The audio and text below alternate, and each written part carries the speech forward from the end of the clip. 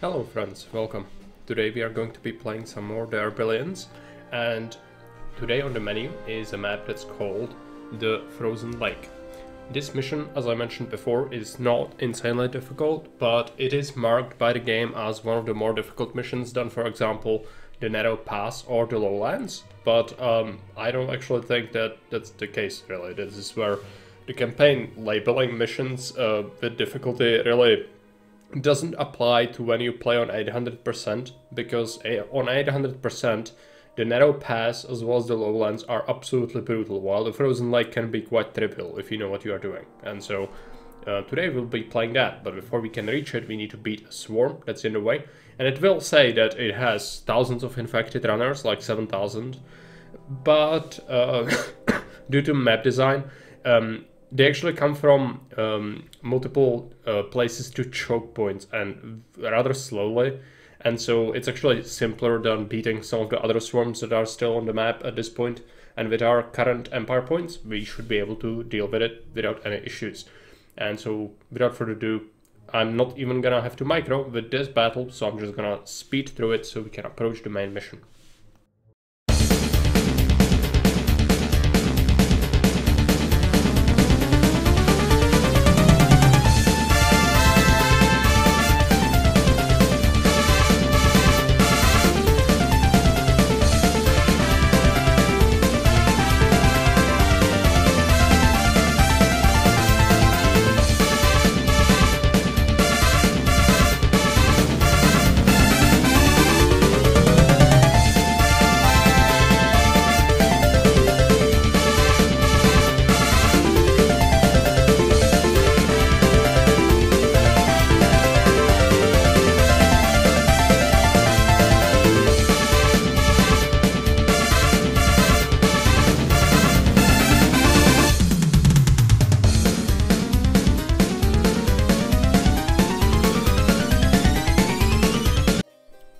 Now, let us take a look at the Frozen Lake map through the command center.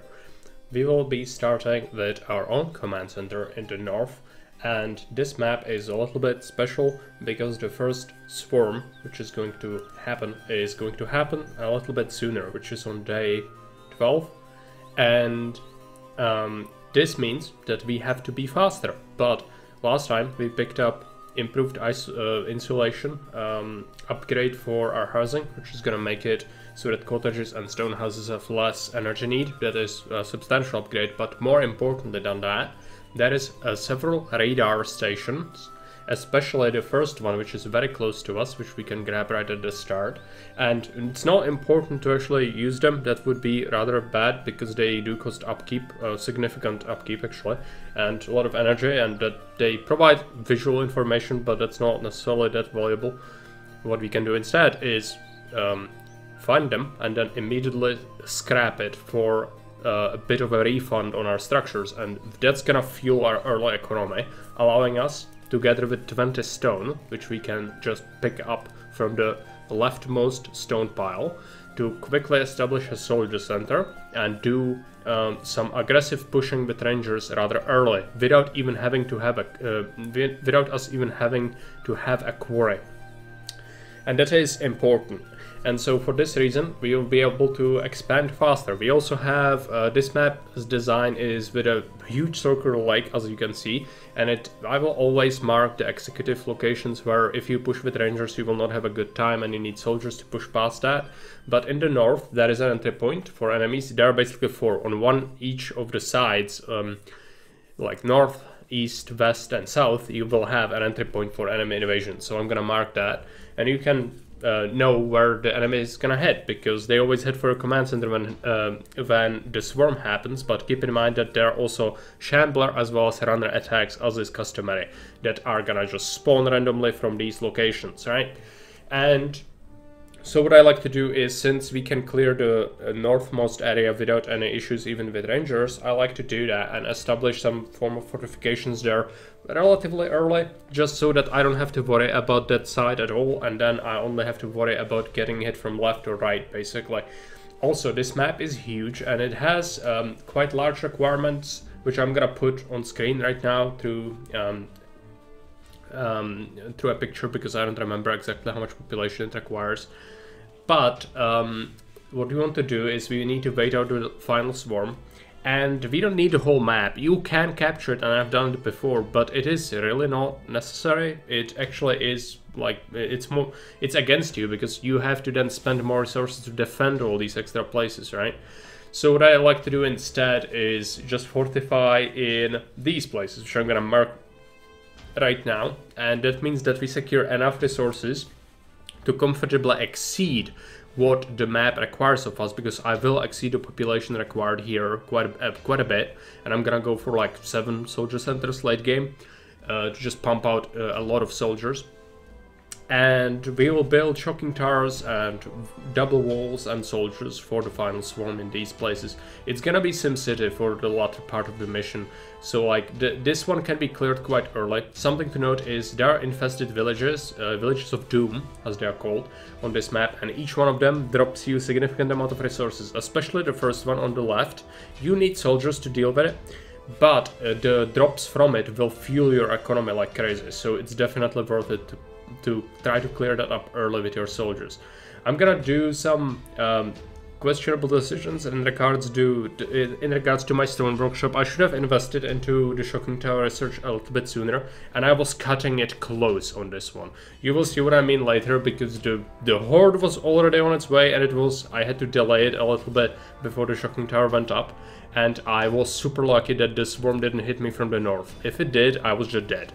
So don't be like me, invest into your stone workshop a little bit earlier, don't be greedy, and you will be much safer and better off than I will.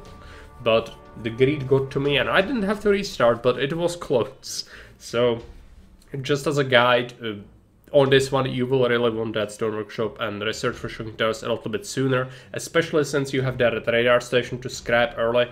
It's actually really doable. It's just that, you know, you get punished if you're greedy, that sort of deal. Also, this map has 3 modifiers, and one of them is rich fishing. So fishing the central lake is very viable for a lot of fish. It's really great.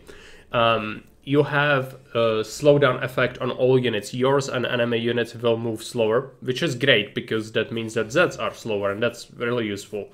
And then also cold weather, but it's not extremely cold like it was on the Lands of the Giant, and so our energy needs are actually pretty okay, considering we have the insulation upgrade. We actually play like a normal map, basically, at this point.